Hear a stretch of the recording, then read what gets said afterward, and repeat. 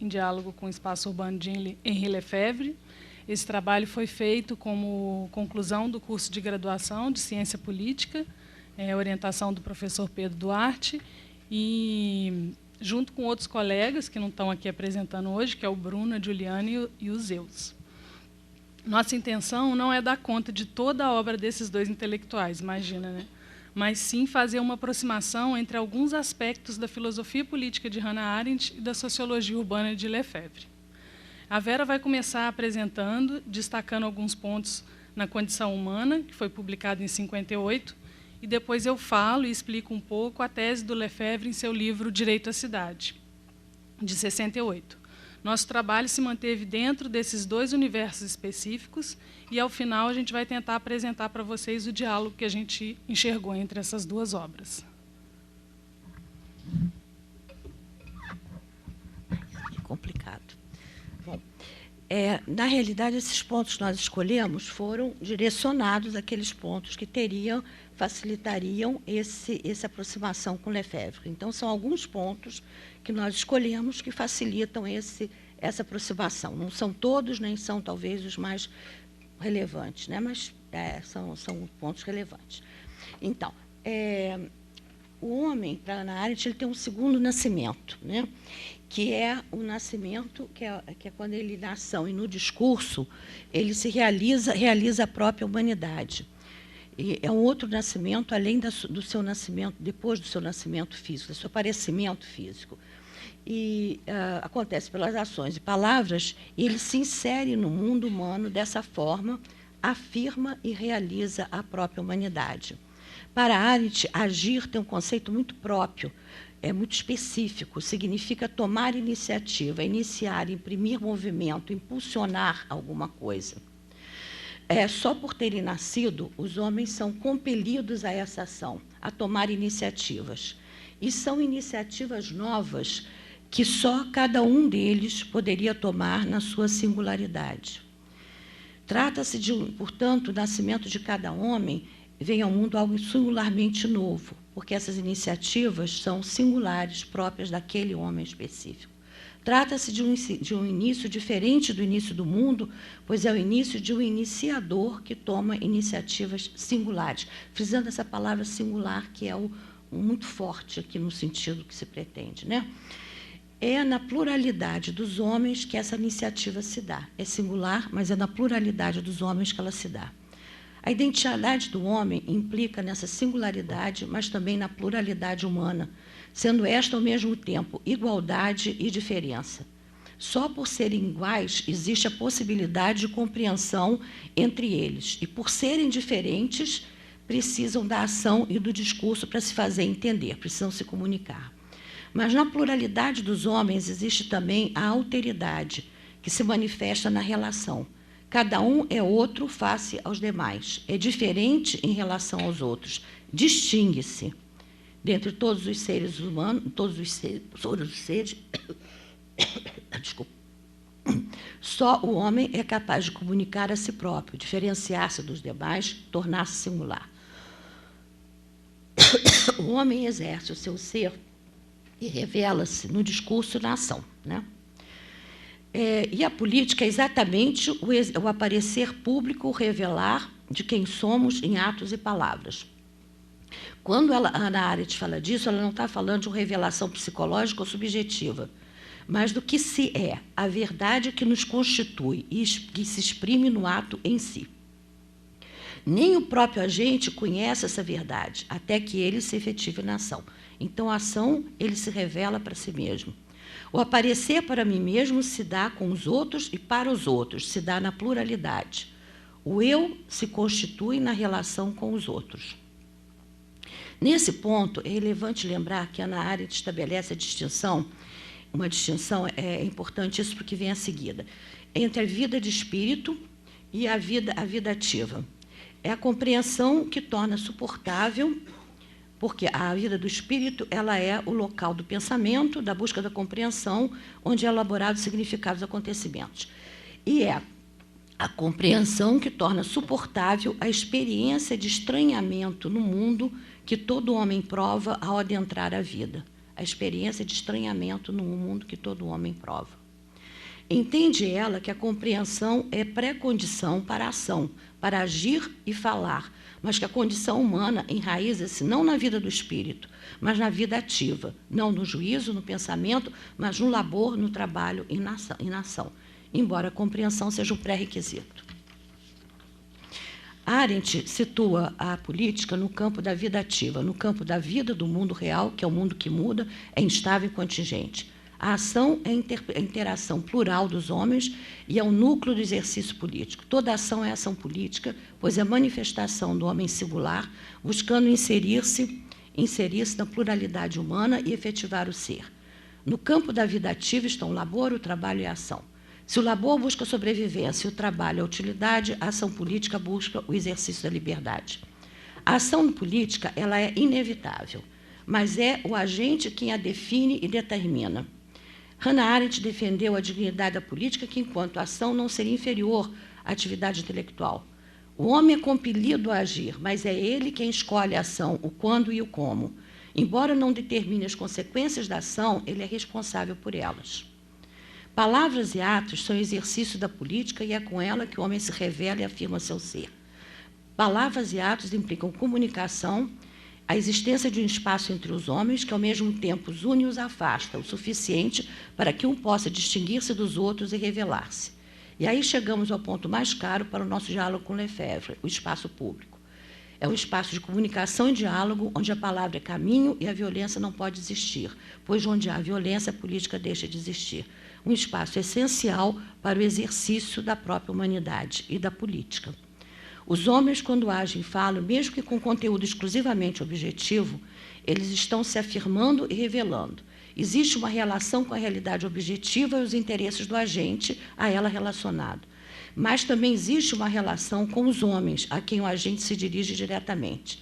De fato, do fato dos homens agirem e falarem diretamente uns com os outros, decorre uma mediação subjetiva e intangível que Arendt denomina teia de relações.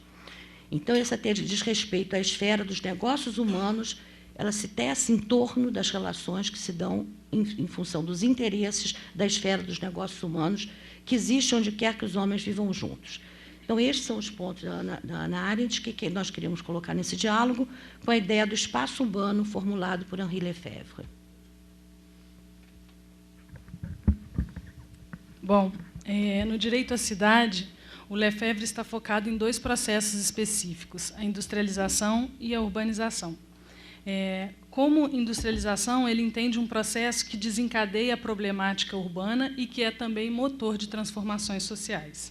A urbanização, para ele, é uma realidade social que nasce no entorno dessa industrialização.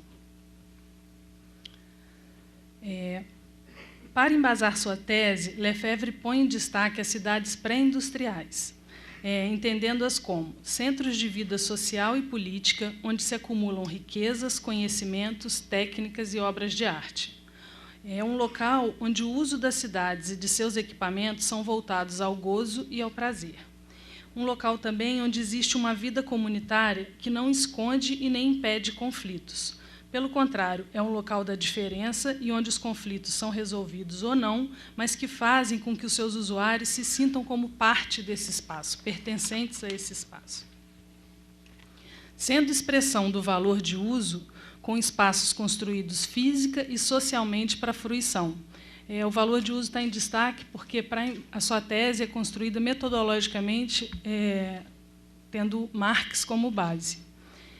Nós não vamos tratar também dessa estrutura metodológica, mas eu queria pontuar isso. Lefebvre explica também que o processo de industrialização, como falamos anteriormente, desencadeia uma série de transformações sociais. Para ele, é a partir da industrialização que a produção industrial substitui a produção de obras e das relações sociais ligadas a essas obras. O autor está falando na mudança da relação dos cidadãos com a cidade, de um espaço que era habitado por todos e passa a ser de alguns. Para isso, ele traz as transformações urbanas ocorridas com a reforma Haussmann em Paris e da transformação dos subúrbios parisienses também, que descentraliza a cidade. A exploração que se dá nos meios de produção substitui a opressão, comprometendo a capacidade de criação dos citadinos. Não se constrói mais um espaço coletivo. Para ele, as cidades passam a ser encaradas como expressão do valor de troca, e não mais do valor de uso, característica que fazia das cidades pré-industriais uma obra coletiva. Daí o desenvolvimento da sua tese. A cidade e a realidade urbana dependem do valor do uso. O valor de troca e a generalização da mercadoria pela industrialização tendem a destruir, ao subordiná-las a si, a cidade e a realidade urbana, refúgios do valor de uso, embriões de uma virtual predominância de uma revalorização do uso. Para ele, a industrialização rompe com os sistemas sociais e cooperativos pré-existentes nas cidades, desestruturando suas antigas configurações que faziam dela uma obra coletiva. Em contrapartida, essas mesmas cidades aceleram o processo de industrialização na medida em que fornecem matéria-prima, mão de obra e ferramentas para as indústrias que se aproximam de seus centros. Lefebvre destaca os aspectos de um duplo processo dialético, qual seja industrialização e urbanização, que possuem uma unidade, ao mesmo tempo em que são conflitantes. Ele enfatiza outras formas de cidade que se desenvolvem a partir da dialética industrialização e urbanização. Para ele, o fundamental é que o fenômeno urbano se espraia de tal forma sobre o território, causando grandes concentrações populacionais, ao mesmo tempo em que outros espaços são abandonados. O tecido urbano que se desenvolve pode ser entendido como alicerce de um modo de vida que parte de uma base econômica desigual e estrutura fenômenos sociais e culturais da sociedade urbana. O tecido urbano que se constitui ao redor das cidades tem uma configuração desagregadora. Para ele, a cidade é uma obra coletiva criada para aprimorar a vida, definindo trajetórias e encontros entre os citadinos. E a privação da cidade e a segregação da cidade, que vem junto com a industrialização, destrói laços de sociabilidade, vizinhança, confundem famílias e aliena o trabalhador da ideia de uma obra coletiva que é a cidade. Finalmente, Lefebvre denuncia que, ao perder a consciência de que a cidade é um produto de um trabalho coletivo, o citadino se desarma de capacidades e ferramentas para exercer a política, pois se afasta espacialmente das instituições e de diferentes grupos. Nesse sentido, Lefebvre proclama o direito à cidade a partir da realização da vida urbana como reino do uso, ou seja, dos locais de encontro e de troca aos ritmos da vida e empregos do tempo que permitem o uso pleno e inteiro desses momentos e locais. O diálogo a que se propõe esse trabalho está no entendimento de que a cidade, a ser resgatada por Lefebvre, é o espaço das interações, proposto por Arendt.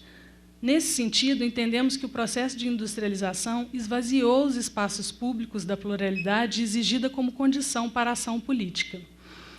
Esperamos, com esse trabalho, colocar luz na necessidade de espaços mais plurais na sociedade contemporânea como um ponto de partida para o resgate do exercício da política, que, coincidentemente ou não, também se encontra tão esvaziado hoje em dia.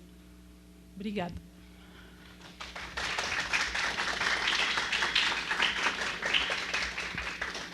A gente vai apresentar um pouco... A nossa tentativa não é trazer uma nova visão nem sobre Hannah Arendt, nem sobre Franz Kafka, mas a gente quer trazer possibilidades de diálogo entre a literatura do Kafka e a teoria, filosofia política da Hannah.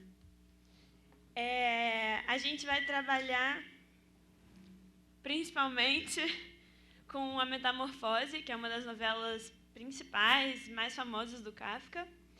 E esse é o início famoso. Para quem não leu, A Metamorfose conta a história do Gregor Samsa, que é um cara normal que um belo dia acorda transformado em um inseto monstruoso.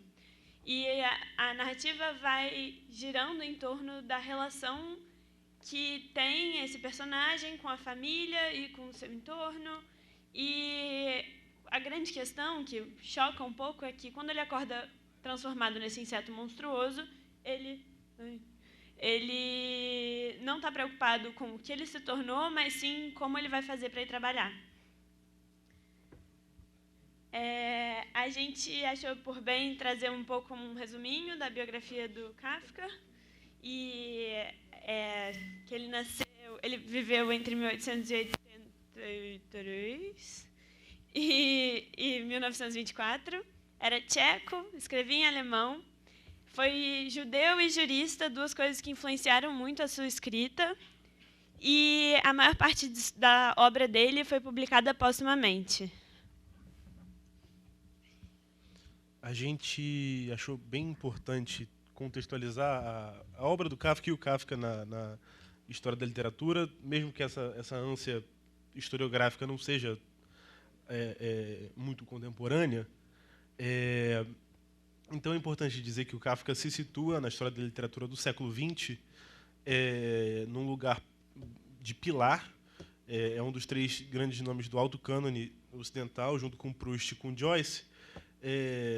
E essa posição central coloca ele como sofredor, digamos assim, de diversas leituras.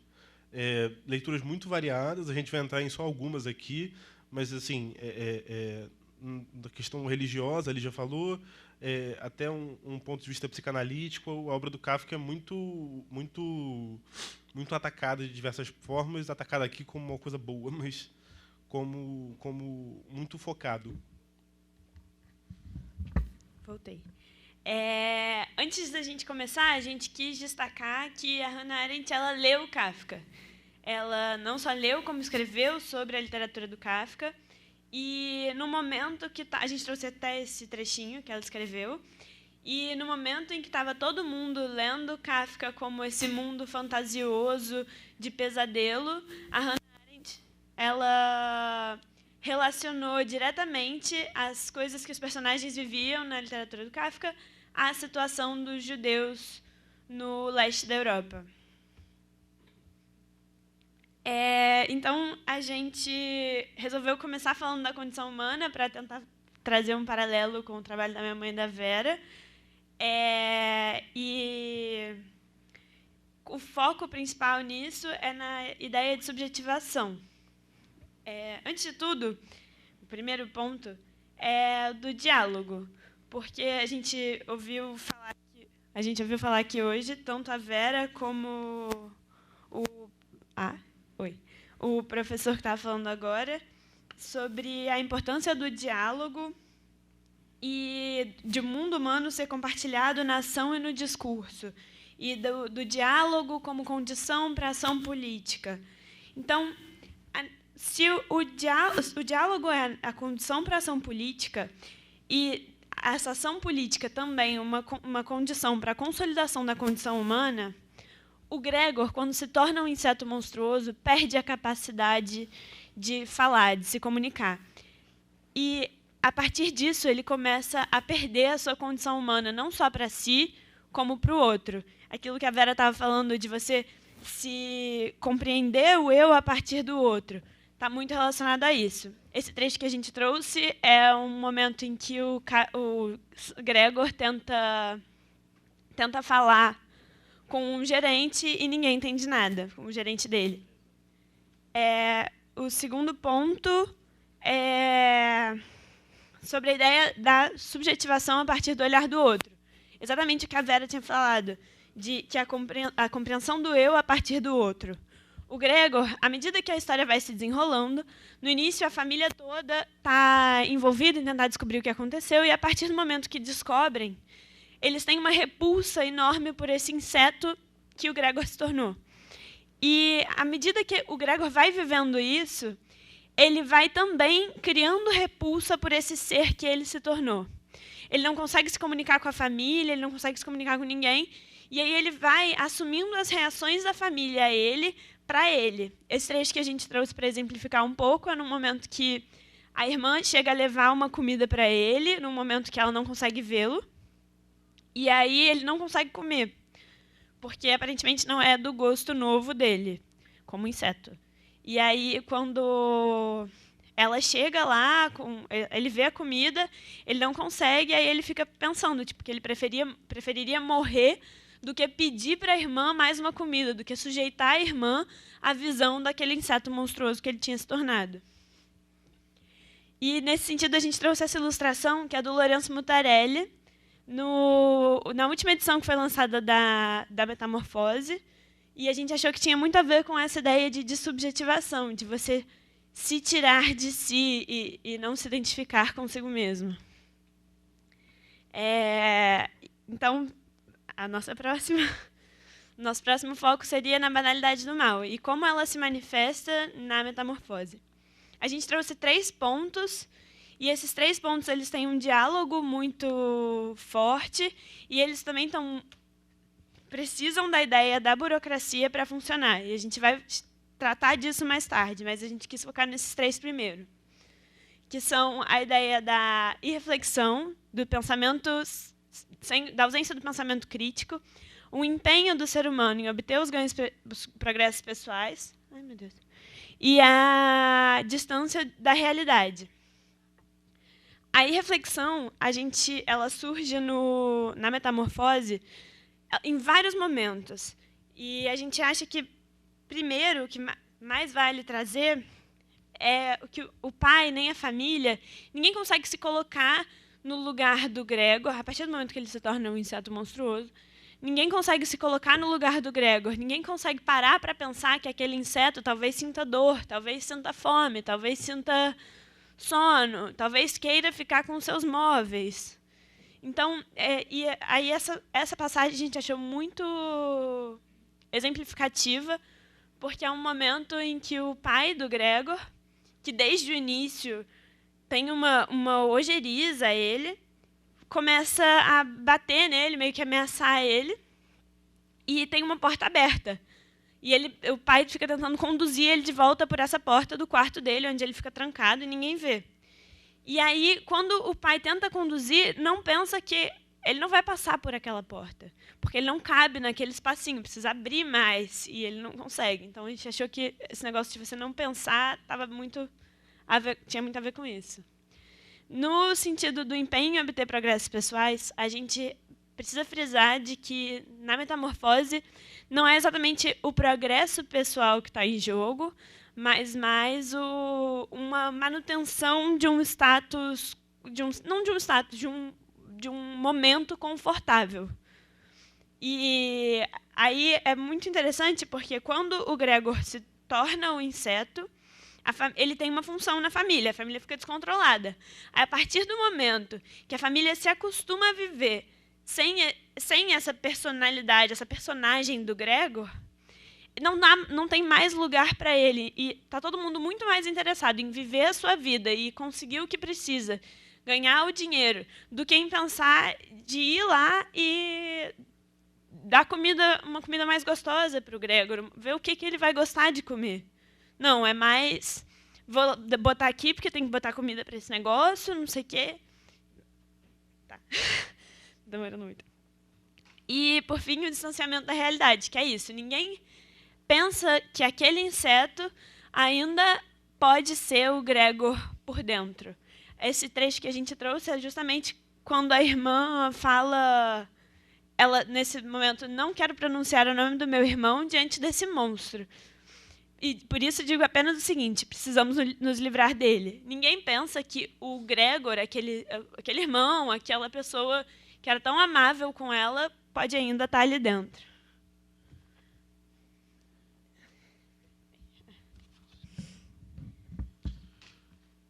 Então, gente, para pegar a partir disso e entrar na dinâmica da burocracia, a partir do microcosmos da família Sansa e depois de um ponto de vista um pouco mais abrangente, eu queria começar com um trecho do Gunther Anders, que é um crítico de Kafka bem famoso. E ex-marido da Hannah Arendt. Ele diz assim: se o homem nos parece, hoje, desumano, não é porque tem uma natureza animalesca, mas porque está rebaixado a funções de coisa. De certa forma, a partir do momento que o Gregor acorda transfigurado em um monstro, ele está, na dinâmica da função, quebrado. Ele não pode mais exercer aquilo que coloca ele em vigor naquela sociedade, né? Então, o que acontece? O Gregor já estava sujeitado a uma função de coisa. Ele fazia parte de uma engrenagem familiar e de uma engrenagem social na qual a função dele era o que determinava o valor dele naquele universo. E não só o valor, mas a existência em si. A partir do momento que ele acorda inseto e, de certa forma, disfuncional para o trabalho, ele está quebrado nessa engrenagem e tem que sair dela, que é o que acontece na dinâmica familiar. A família se refuncionaliza para que aquilo funcione sem o Gregor, e não existe um Gregor vivendo ao lado, vivendo de outra forma. O Gregor tem de ser eliminado, como diz a irmã dele, a gente precisa se livrar dessa coisa. Se você pensar bem, na história ocidental, a gente vê no Brasil, a gente viu na Europa, ainda vê na Europa em alguns lugares, nos Estados Unidos, a burocracia institucional funciona, de certa forma, muito parecida com esse microcosmos da família Sansa. O valor de uma pessoa está só e unicamente na função que ela cumpre. A função é a função é aquilo que você também é. Você não é nada além da sua função. E nesse sentido você vê um ambiente cinza entre a sua existência e a sua função social. Ou seja, a partir do momento que a sua função social não pode mais ser cumprida, a sua existência já é colocada em dúvida. Em dúvida e em risco, de certa forma. Isso é importante que a gente chegue nesse lugar, porque a burocracia, por mais que seja reproduzida em diversos ambientes, é uma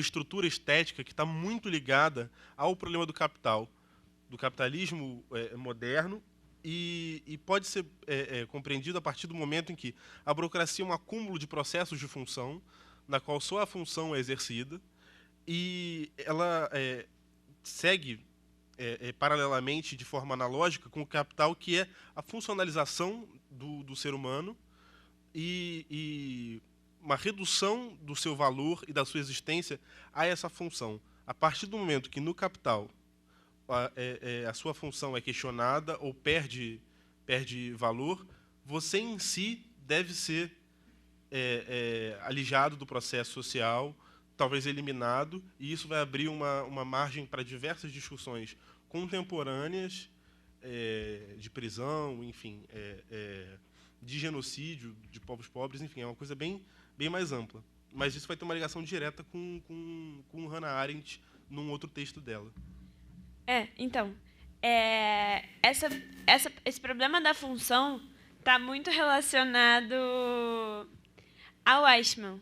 Porque, se você for pensar na banalidade do mal em si, qual era a função do Eichmann naquela sociedade? Se você tem uma sociedade, uma instituição totalitária, uma sociedade totalitária, você não há função para além daquela que você desempenha nessa máquina. É também como o professor estava falando na última mesa, essa fusão homem-máquina. A partir do momento que o homem deixa de cumprir a sua função maquinária, ele perde o seu lugar nessa máquina.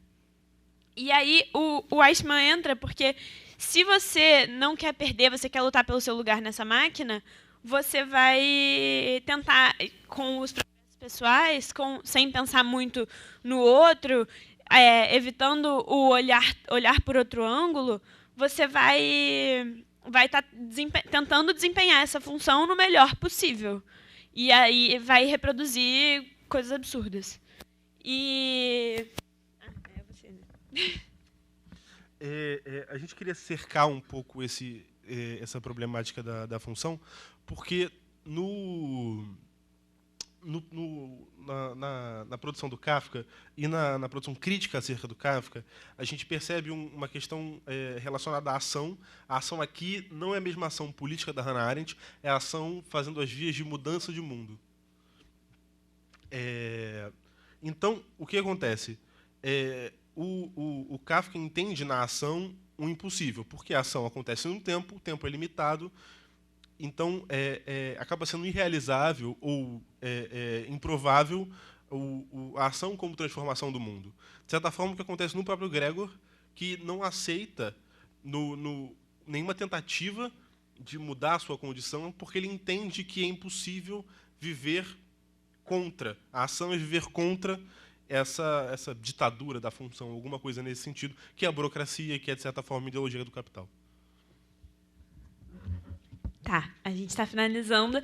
E, nesse sentido da ação, a gente pensa muito, voltando para a ideia da banalidade do mal.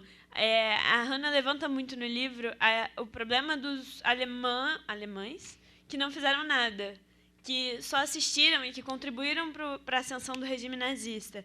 Então, nisso a gente pensa esse problema da ação.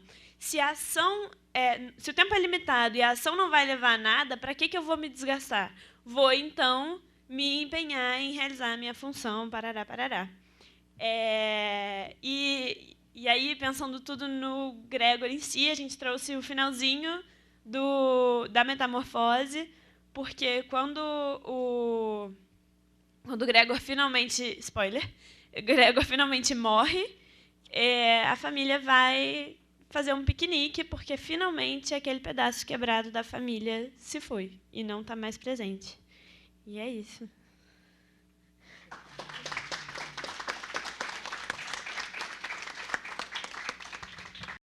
Da qual o regime vai se estabelecer em um ambiente muito irreal e recheado de falsidades. Bom, Hannah Arendt vai explicar a propaganda, ela tem essa frase que eu prefiro citar. A propaganda é um instrumento do totalitarismo, possivelmente o mais importante para enfrentar o mundo não totalitário. Bom, o nazismo, embora ele tenha surgido na Alemanha, ele claramente tinha uma intenção de... Vocês estão me ouvindo? Ele claramente tinha um aspecto muito expansionista, de conquista mundial, de certa forma. E, para fazer isso, ele precisaria ter um contato com aquele mundo que ainda não era totalitarizado, por assim dizer. Aquela parte que ainda não estava embriagada da sua ideologia, que ainda não a aceitava e que ainda não poderia ser doutrinada com a ideia racista. Uma das formas de conquistar esse mundo ainda não totalitarizado é a propaganda, que ela sempre é voltada para o mundo exterior, para o mundo que não faz parte do regime.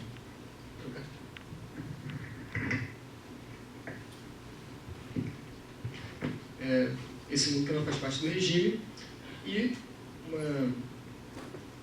enfim, a ideia de conquistar aquele mundo que ainda não faz parte do regime é que você possa organizá-lo da maneira que você bem quiser, uma vez que você o tenha no seu corpo totalitário. E é por isso que eu coloquei outra frase. Quando chegam ao poder, os movimentos passam a alterar a realidade segundo suas afirmações ideológicas. É a ideia de que eu posso organizar a sociedade através da minha ideologia, colocando a minha ideologia em prática. O exemplo mais contundente que tem disso é o caso do Himmler, né, dos altos oficiais nazistas, no momento em que ele ia fazer a escolha de determinados cargos no regime nazista. Um dos critérios que ele fazia era olhar as fotos, as imagens daquelas pessoas que concorriam a esse cargo, para ver qual que parecia mais com o arquétipo ariano, né? Então, se você vive em uma sociedade que ela é organizada dessa maneira, em que até a sua carreira profissional pode depender do seu aspecto físico, da sua relação com uma determinada raça idealizada, é muito difícil você fugir dessa ideologia, porque toda a sua realidade está definida em termos de raça, está definida em termos dela. Pois bem. Então, a minha ideia, nesse primeiro momento, é que a ciência ela começa a ser introduzida no totalitarismo, em um primeiro momento, através da propaganda, né? Cito Hannah Arendt. O que caracteriza a propaganda totalitária, melhor do que as ameaças diretas e crimes contra os indivíduos, é o uso de insinuações indiretas, veladas e ameaçadoras, contra todos os que não derem ouvidos aos seus ensinamentos. Bom, é claro que, em um determinado momento, o regime nazista começou a fazer propagandas muito explícitas daquilo que ele pensava dos judeus, mas a propaganda totalitária, em geral, ela faz ameaças que estão implícitas no seu conteúdo, que não são tão expressas diretamente, e muitas vezes isso vem através de um embasamento científico. O que é mais interessante é que, para Hannah Arendt, a primeira pessoa a perceber que a propaganda de massas moderna possui um relevante elemento de ameaça contido nela, toda a propaganda moderna de massas possuía esse elemento, para ela, a primeira pessoa a perceber isso foi esse homem da foto, Adolf Hitler. E ele escreveu sobre isso no seu livro Mein Kampf. Então, eu agora queria utilizar o exemplo que o próprio Hitler deu para explicar melhor, para fazer uma analogia com a propaganda totalitária e com a ação de um regime totalitário, né? Então, eu vou utilizar a Hannah Arendt parafraseando Hitler, né? Uma coisa que eu jamais pensei que eu fosse citar Hitler em um trabalho acadêmico, muito inusitado. Bom, o exemplo que Hitler deu foi uma simples propaganda de sabonete. Supondo que eu seja um comerciante de sabonete na Alemanha nazista e o meu público-alvo fosse mulheres de meia idade, né? Bom, eu claramente não sou o único produtor de sabonete nessa sociedade. Existem outros concorrendo comigo.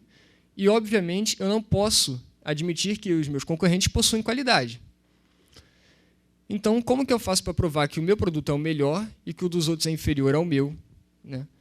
Eu passo a embasar cientificamente o meu produto. Eu passo a usar a ideia de que é cientificamente comprovado que o meu produto é melhor, e isso pode ser expresso nessa frase que o Hitler colocou. Se você não usar o meu sabão, sempre direcionado para o público-alvo, né, das mulheres, se você não usar o meu sabão, você vai ganhar espinhas, você não vai ganhar um marido. Bom, pode parecer meio tosco, mas vocês conseguem perceber que existe um elemento de ameaças implícito aqui, né? Se você não fizer o que eu mando, se você não aderir ao que eu estou te dizendo, então você vai ter um prejuízo, você vai ganhar espinhas, você não vai ter algo bom, você não vai ganhar um marido. É mais ou menos da mesma forma que funciona a propaganda, que não visa, evidentemente, vender um produto como sabonete, mas que visa vender uma ideologia, que visa convencer as pessoas acerca de uma ideologia. Se uma ideologia ela pretende explicar a história do mundo, a história da humanidade no tempo, o tipo de ameaça que aparece um pouco implícita na sua propaganda é a ameaça de que, se você não der ouvidos ao que eu estou te dizendo, você pode acabar perdendo o fio da meada dessa história humana, e você pode acabar ficando para trás, e você potencialmente pode não fazer mais parte desse mundo. O que, se um nazista diz para você que você não pode ser que você acabe perdendo o rumo da história e fique para trás, que você possa perder seu lugar no mundo, a gente pode intuir que isso claramente não vai, ele tem algum plano ruim para você, por assim dizer. Bom, nesse primeiro momento, então, quando eu torno a dizer, a propaganda é sempre utilizada visando conquistar o mundo exterior, aquele mundo que não é totalitarizado ainda, e, portanto, ela é tida como ela é um instrumento do totalitarismo, né? Como aquela citação que eu havia colocado, e a ciência é um instrumento do instrumento, é uma das armas no arsenal da propaganda que é utilizada. Então, o que acontece quando esse comerciante de sabonete, retornando à nossa analogia, ele conquista o mercado, né? Se não existe mais nenhum outro sabonete a qual as mulheres possam comprar, se agora só existe o meu e eu monopolizei o mercado, por que eu perderia tempo embasando cientificamente o meu produto, se as pessoas que lá estão não têm outra opção a não ser consumir o meu produto, né? Se tornou obsoleta essa necessidade da ciência. Então, quando toda a produção de sabão é monopolizada, não é preciso usar a ciência para o convencimento. Da mesma forma, né, uma analogia, da mesma forma, uma vez que o regime totalitário já conquista pessoas supérfluas o suficiente para organizar a sociedade da maneira que ela quiser, que o regime quiser, então ele não precisa mais fazer um apelo da ciência para embasar sua ideologia. Ele só organiza da maneira que ele quiser, certo? Então, isso significa que o regime totalitário ele abandona a ciência completamente? Não. Uma vez que o regime chega ao poder, deixa de ser um movimento com uma alta necessidade de propaganda, ele não deixa a ciência de lado. A ciência ela muda de campo, né? Ela muda de contexto. Ela sai do campo da propaganda para ir para um outro campo. E esse campo, no sentido mais literal possível e também mais aterrorizante. Ela passa aos campos de concentração. Hannah Arendt, a autora, ela dá muita importância, relevância não só histórica, mas filosófica para os campos de concentração. E, digo eu, e também Hannah Arendt, eles possuem uma relação muito clara com a ciência, né? Principalmente em seu aspecto laboratorial e experimental. Só para que a gente tenha uma noção clara da importância que ela dá, que ela dá aos campos de concentração, eu deixei algumas citações aqui que eu gostaria de ler. Os campos são a verdadeira instituição central do poder organizacional totalitário. Outra citação. O que as ideologias totalitárias visam, portanto, não é a transformação do mundo exterior ou a transmutação revolucionária da sociedade, mas a transformação da própria natureza humana. O professor que falou na mesa, que começou o dia hoje, ele passou um pouco por essa citação na sua fala. Pois bem, eu queria destacar na primeira citação a palavra organizacional, né? No livro Origens do Totalitarismo, Hannah Arendt dedica uma sessão inteira para falar da propaganda, que foi grande parte o que eu expus a vocês aqui nos slides anteriores. A sessão que se segue imediatamente depois da sessão da propaganda é a sessão da organização totalitária. E uma das primeiras frases dela no livro, né, nessa parte da organização, é quando ela diz que a propaganda e a organização totalitária são duas faces da mesma moeda. A propaganda anuncia as intenções e a ideologia do regime, enquanto a organização vai ser a maneira como o regime vai tornar essa ideologia real e concreta na sociedade. Então, eu passo a ideia de que existem raças superiores, raças inferiores. Tanto mais ariano você é, tanto mais você será elevado, digamos assim, e quando eu tenho o poder de organizar as pessoas, eu passo a selecionar as pessoas para determinados cargos através da foto, né? Talvez esse seja o melhor exemplo dessa passagem. E como que os campos de concentração, qual é a relevância deles para a organização totalitária? No campo de concentração, Hannah Arendt diz, o ser humano é quase que dominado totalmente. Ela usa incessantemente o termo dominação total. Se você pode dominar completamente uma pessoa, você pode organizá-la, você pode fazer o que quiser com ela. E também, como meus colegas já de mesa, também o professor havia destacado, uma das coisas fundamentais para Hannah Arendt acerca dos seres humanos é o seu caráter imprevisível, a sua possibilidade de começar algo novo, de tomar ações espontâneas. Em um campo de concentração, essa possibilidade está quase completamente extinta. É quase impossível você, naquelas condições, tomar uma ação que seja espontânea, que possa ferir o regime de alguma maneira. Ali o ser humano está quase completamente dominado.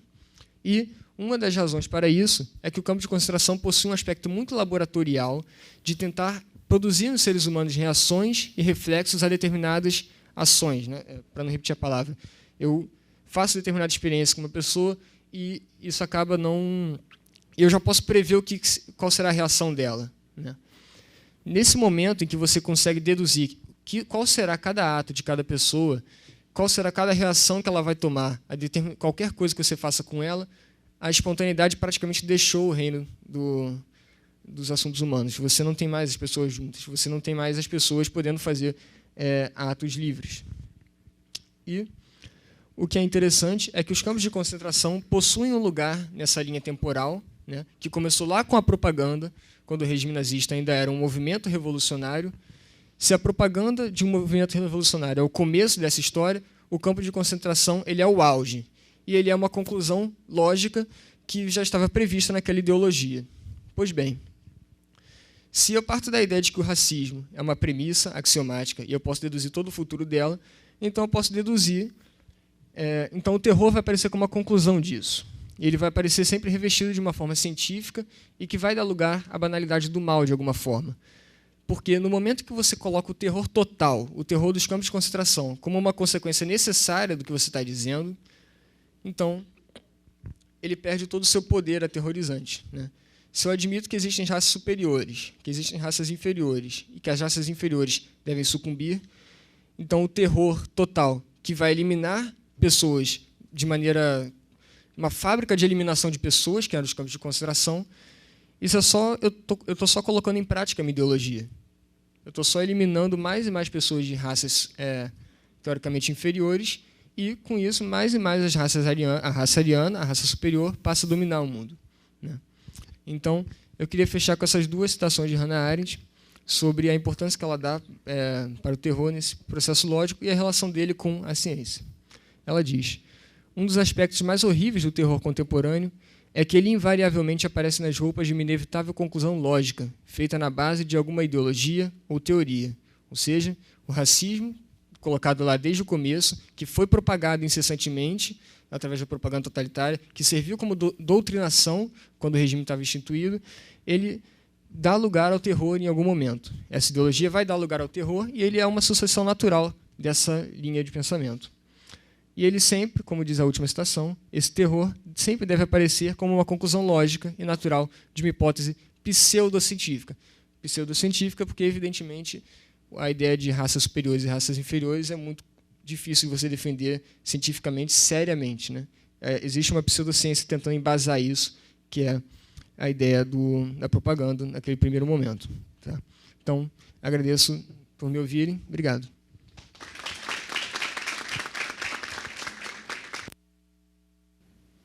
Bom, primeiramente, boa tarde a todos.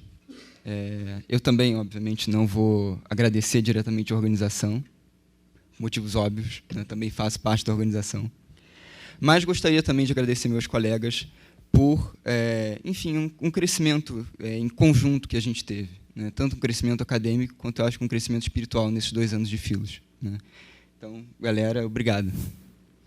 Dado essas questões, eu gostaria de começar minha apresentação. Meu nome é Matheus Baliu, eu faço filosofia aqui na PUC, estou em graduação ainda, e trouxe a comunicação hoje com o seguinte título: Um aparecer público das populações indígenas frente ao Estado, notas sobre a política. A mesa já falou um pouco sobre o lado negativo da teoria política da Hannah Arendt, né? Já falaram aqui sobre a questão da banalidade do mal, já falaram sobre a questão dos campos de concentração, já falaram sobre vários conceitos da Hannah Arendt, né? E também vou fazer parte da mesa que vai falar sobre uma parte positiva da Hannah Arendt, né? Isso é quando a Hannah Arendt apresenta os conceitos dela sobre o que é a política, né? E não o que não é a política.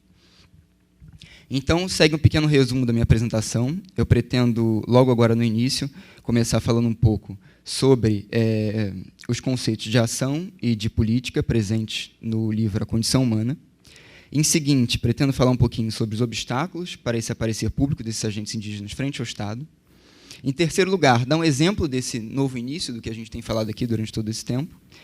Em quarto, falar um pouquinho sobre um líder indígena, Ailton Krenak, e das ideias dele para a política, com P minúsculo e com P maiúsculo. E, por último, falar sobre as considerações finais. Fazer minhas considerações finais. Agora eu achei o cronômetro.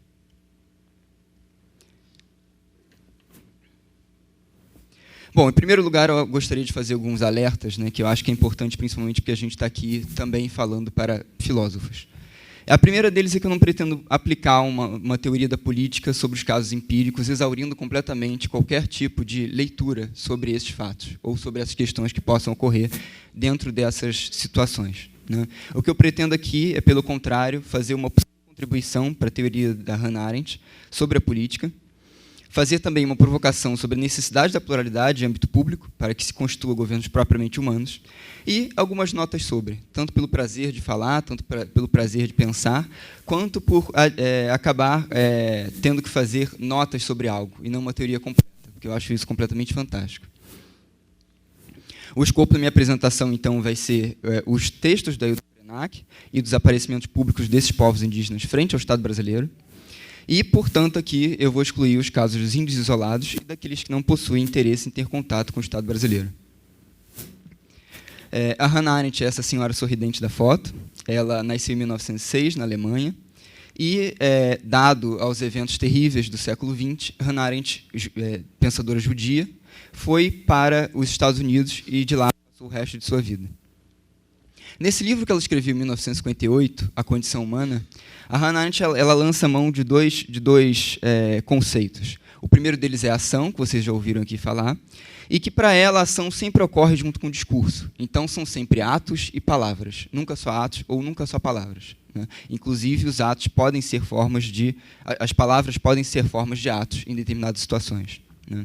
E uma rápida definição do que é a ação para Hannah Arendt é que a ação é o aparecimento dos indivíduos em âmbito público, ou seja, em um local compartilhado por nós, onde possa ter o exercício da liberdade, e de forma plural, porque o caráter da diversidade é fundamental para que haja o caráter da ação para Hannah Arendt. A ação dá esse caráter de diversidade, é uma condição básica.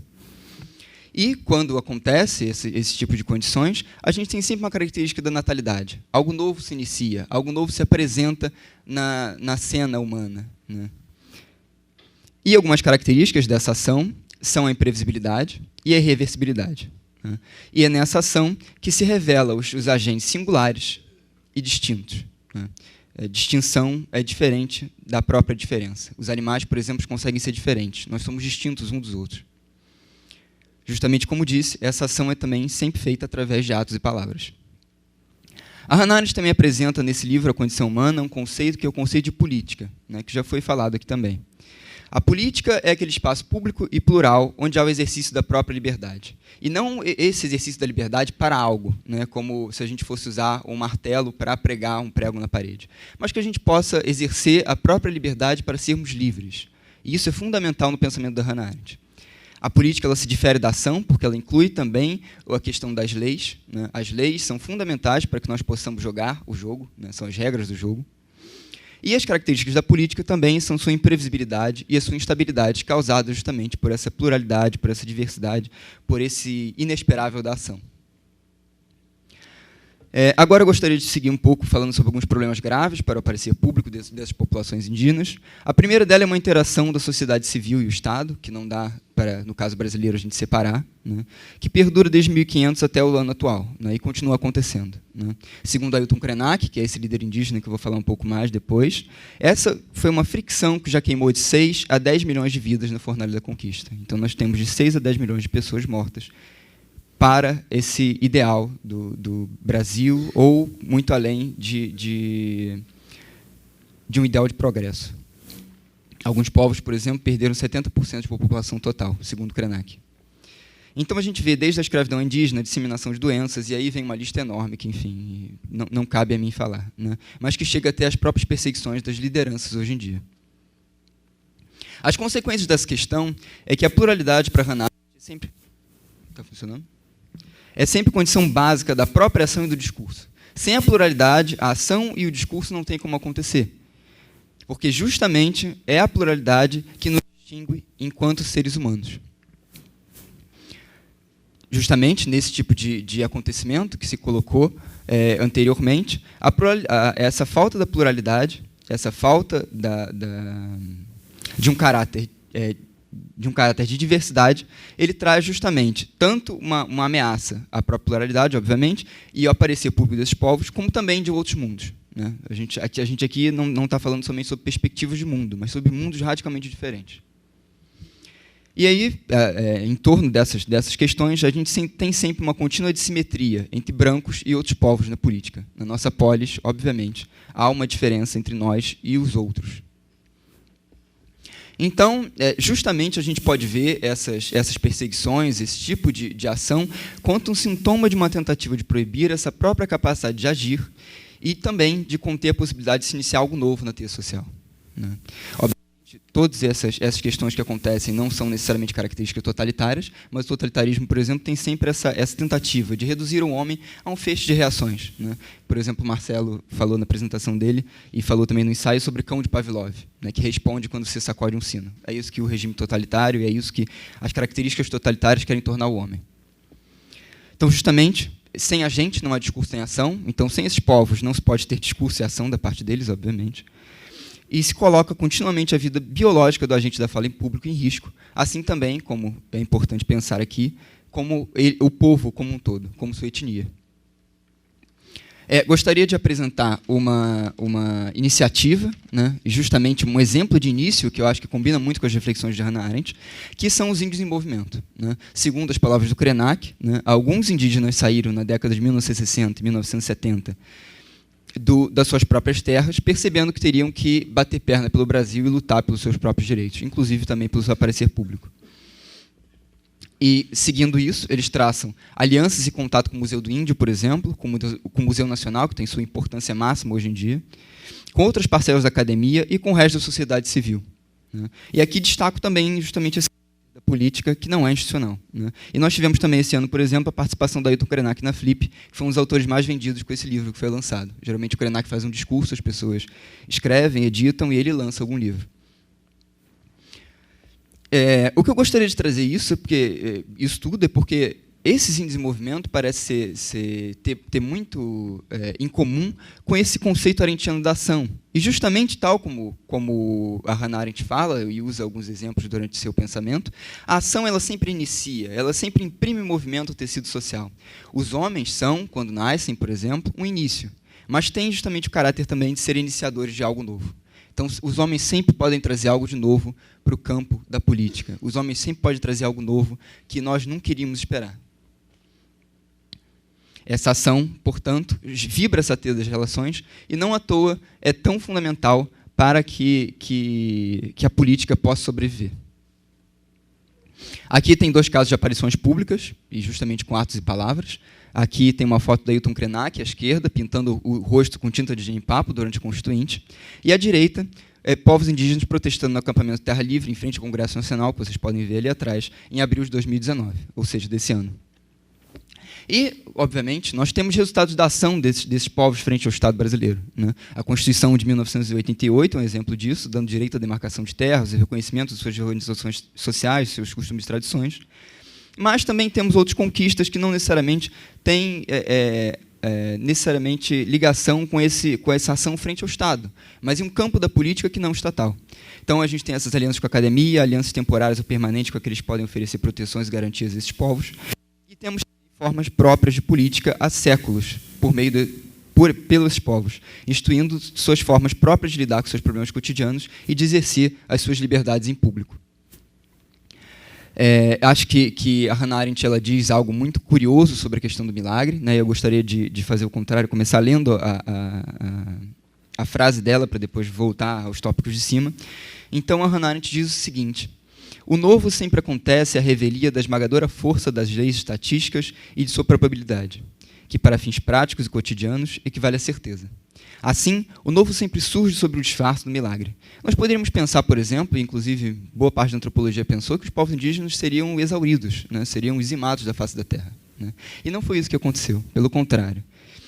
E os povos indígenas continuam existindo no século XXI, participantes constantes da política brasileira, e é claro que é importante lembrar aqui as limitações que eles têm na nossa polis, né?